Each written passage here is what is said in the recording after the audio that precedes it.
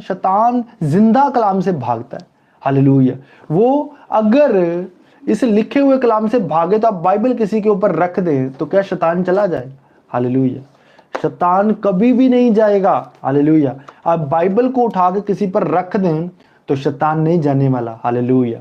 आप बाइबल को चूम के अपने घर में रखी रखें, पढ़े ना, क्या वो फायदा देगी?